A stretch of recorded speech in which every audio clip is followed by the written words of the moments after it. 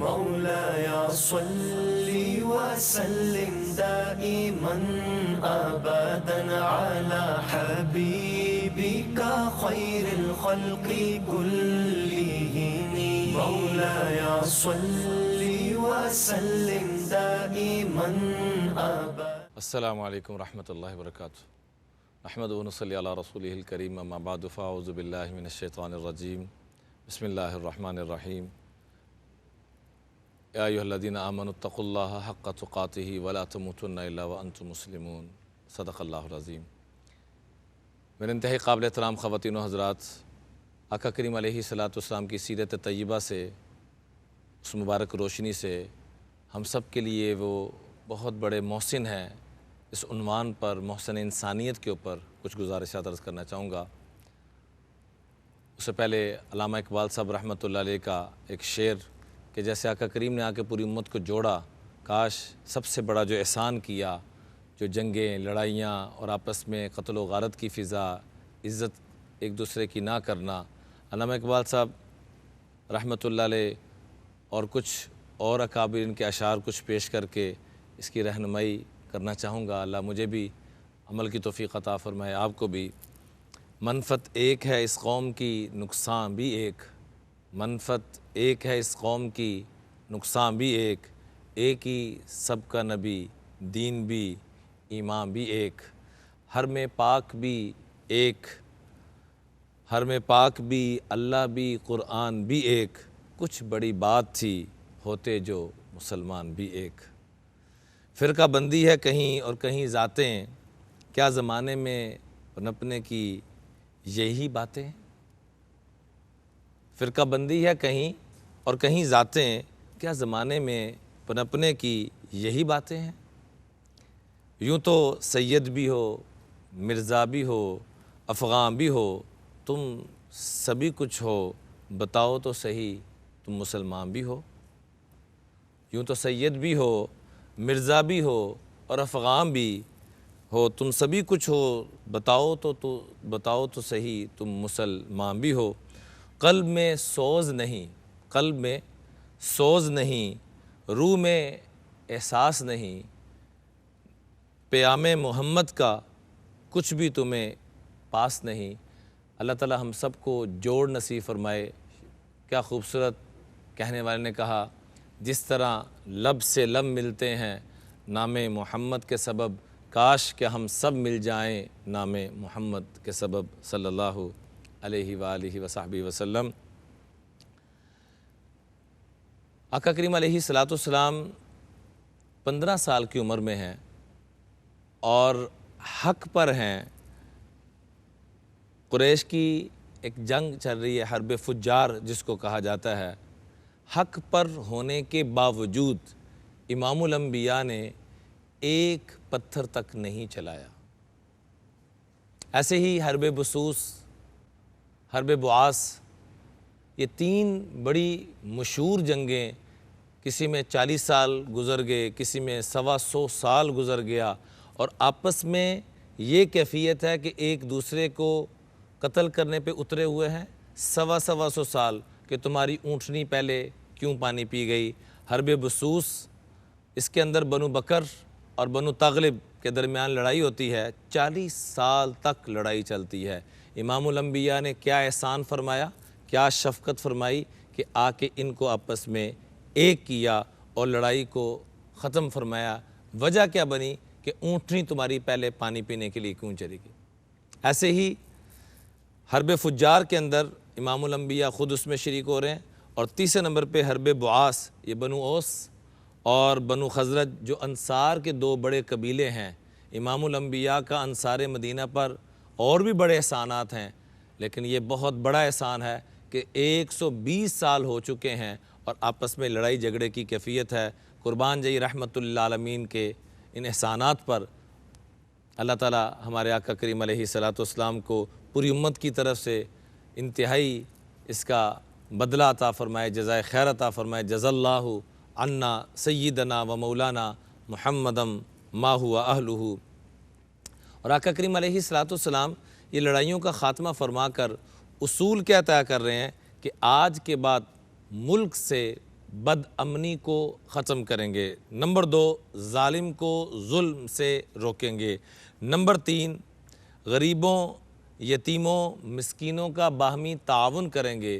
اور نمبر 4، جو بھی مسافر آئے گا اس کی حفاظت ہمارے ذمہ ہوگی۔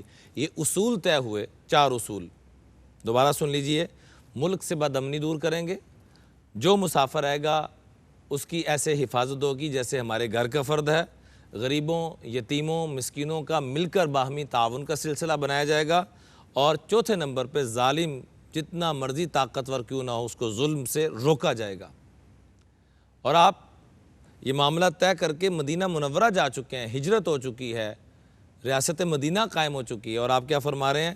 ما احب لی ان نبی حمر النعم ولو ادعا بہ فی الاسلام لعجبت، کہ دنیا کی سب سے قیمتی نعمتیں مل جائیں اور دوسری طرف یہ چیز اس طرح کے معاہدے کہ جس میں انسانیت کی فلاح و بہبود ہے، تو میں ساری نعمتوں کو ٹھکرا کر اس نعمت عظمیٰ کو کہ انسانیت کیسے جڑ جائے، محبتیں کیسے پیدا ہو جائے، اس کو ترجیح دوں گا۔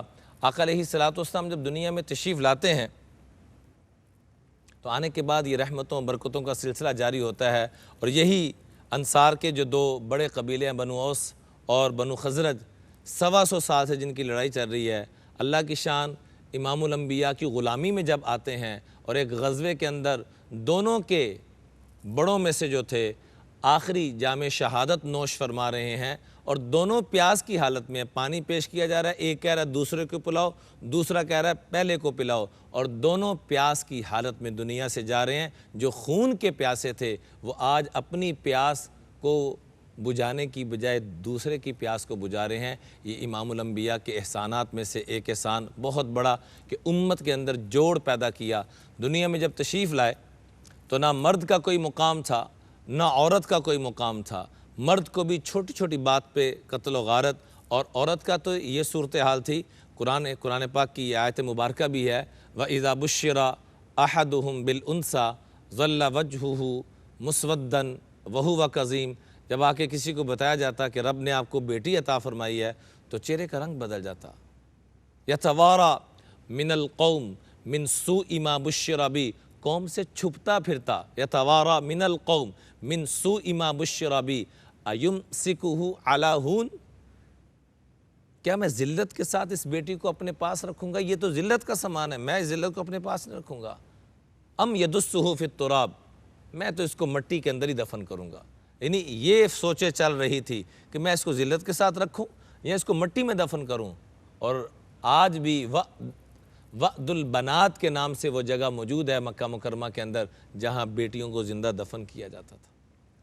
اور قرآن پاک کی وہ آیت طیبہ، اذا الشمس کورت واذا النجوم انکدرت واذا الجبال سیرت واذا العشار عطلت واذا الوحوش حشرت واذا البحار سجرت واذا النفوس زوجت واذا الموءودة سئلت بأي ذنب قتلت وإذا الصحف نشرت وإذا السماء كشطت وإذا الجحيم سعرت وإذا الجنة أزلفت علمت نفس ما أحضرت، سب کچھ رب کی بارگاہ میں پیش کیا جائے گا۔ یہ سورج اندھے ہو جائیں گے، ستارے نیچے آ جائیں گے، اور اس میں خاص طور پر ذکر ہے قیامت کا، جہاں تذکرہ ہو رہا ہے کیا ذکر ہے؟ وَإِذَا الْمَوْءُودَةُ سُئِلَتْ، ان بیٹیوں سے پوچھا جائے گا جن کو زندہ درگور کیا گیا، اور ان کے قتل کرنے والوں سے پوچھا جائے گا تم نے کس بنیاد پر قتل کیا۔ ایک شخص آتے ہیں، آ کے عرض کرتے ہیں اللہ کے رسول میں نے جاہلیت میں ایسے گناہ کیے ہیں، کیا کلمہ پڑھنے کی برکت سے سارے گناہ معاف ہو جائیں گے؟ آپ نے فرمایا ان الاسلام یہدم ما کان قبلہ، اسلام کی برکت سے رب تعالیٰ سارے گناہ معاف فرما دیتے ہیں۔ وَإِنَّ الْحَجَّ يَهْدِمُ مَا كَانَ قَبْلَهُ، حج کی برکت سے۔ إِنَّ الْهِجْرَةَ تَهْدِمُ مَا كَانَ قَبْلَهَا، ہجرت کی برکت سے۔ وہ کہنے لگے یا رسول اللہ میں اپنے کارگزاری پیش کرنا چاہتا ہوں، اور کارگزاری کرتے ہوئے اپنی آنکھوں میں آنسو، اور کہنے لگے رب نے مجھے ایک بہت خوبصورت بیٹی عطا فرمائی، میں سفر پہ جا رہا تھا، جانے سے پہلے بیگم کو کہہ گیا کہ اگر اللہ تعالیٰ بیٹا عطا فرمائے تو رکھ لینا، بیٹی ہو تو اس کو زندہ دفن کر دینا۔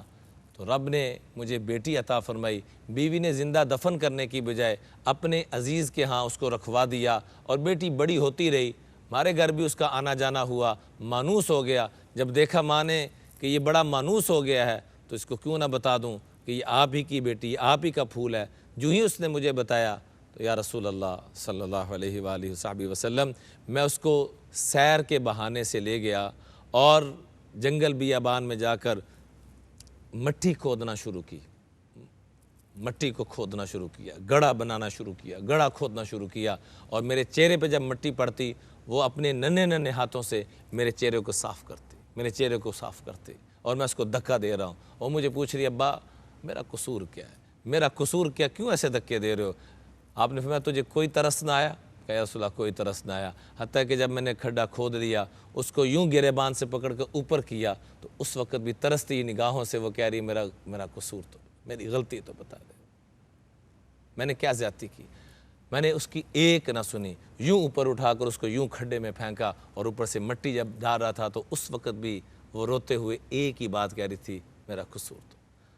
آپ کی آنکھوں میں آنسو، اور آپ نے فرمایا غیر وجہک، غیب وجہک، اپنے چہرے کو مجھ سے پیچھے کر لو، کہ تجھے تب بھی ترس نہ، کہ یا رسول اللہ مجھے کوئی ترس نہ آیا، اور میں نے اس کو زندہ دفن کر دیا۔ یہ کیفیت تھی، یہ حضور کا احسان ہے کہ آ کے انہوں نے، عورت ماں کی صورت میں ہے تو ایک رتبہ دیا کہ الجنت تحت اقدام الامہات، اور عورت بیوی کی صورت میں ہے تو رتبہ دیا کہ تم جتنا بھی پیسہ خرچ کرتے ہو سب سے بہترین پیسہ وہ ہے جو تم اپنے گھر والوں پہ صدقہ خیرات، جو اپنے گھر والوں پہ خرچ کرتے ہو۔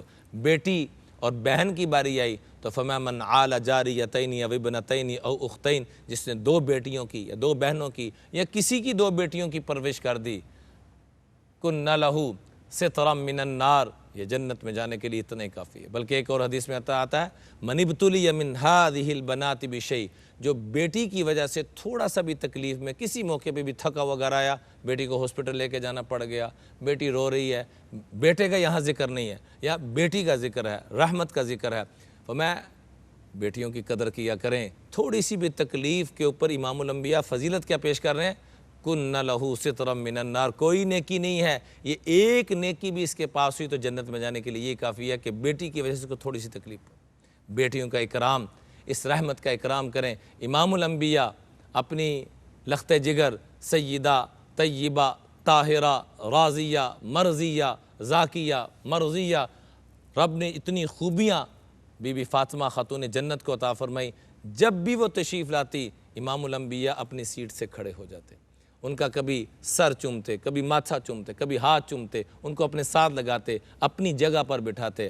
ہم بھی نیت کریں اپنی بیٹیوں کے لیے کھڑے ہوا کریں گے، اور خالی گھر میں کھڑے نہیں ہوا کریں گے، جب ان کی شادی بیاہ کر دیں گے تب بھی کھڑے رہیں گے ان کے لیے، ان کے پاس، ان کی سرپرستی میں۔ کھڑا ہونا خالی یہ نہیں کہ بس یہی، بلکہ کھڑا ہونا یہ ہے کہ ہم ان کے بعد بھی ان کا خیال اور احساس کرتے رہیں۔ امام الانبیاء جب بھی کسی سفر پہ تشریف لے جاتے سب سے آخر میں اپنی بیٹیہ فاطمہ سے مل کر جاتے، اور جب واپس آتے سب سے پہلے حضرت فاطمہ۔ تو یہ احسانات امت کو، امت کے والدین کو یہ دیا کہ تم نے بھی بچوں پر یوں پیار کرنا ہے، یوں احسان کرنا ہے۔ بچوں کو چومنا عیب سمجھا جاتا تھا، امام الانبیاء حسن و حسین کو چوم رہے ہیں، اور ایک بندہ کہہ رہے اتقبلون صبیانکم، نئے نئے مسلمان ہوئے کہ بچوں کو بھی چومتے ہیں۔ اب نے ہاں کہا جی میں تو کبھی نہیں چوما، کہ میں کیا کروں، کیا کہوں کہ رب نے تیرے دل سے رحم کو چھین لیا۔ بچوں کو چومنا رحم ہے، بچوں کو پیار کرنا اللہ کا کرم ہے، فضل ہے۔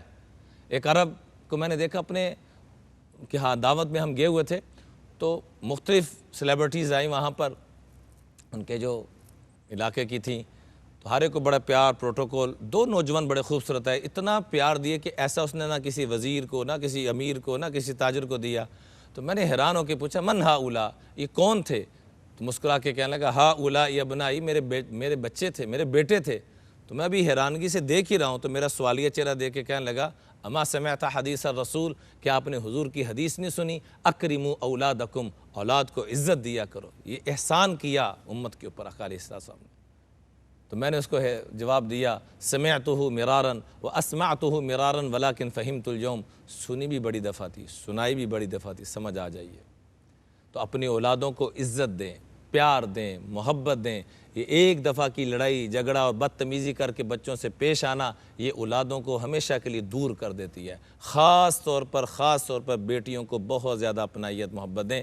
یہ امام الانبیاء نے ہمارے اوپر بہت بڑا احسان کیا ہے، امت کی رہنمائی فرمائی ہے۔ اللہ تعالی ہم سب کو سیرت طیبہ سے ان چیزوں کو سیکھ کر عمل کرنے کی اور دوسروں تک پہنچانے کی توفیق عطا فرمائے۔ وآخر دعوانا الحمدللہ رب العالمین۔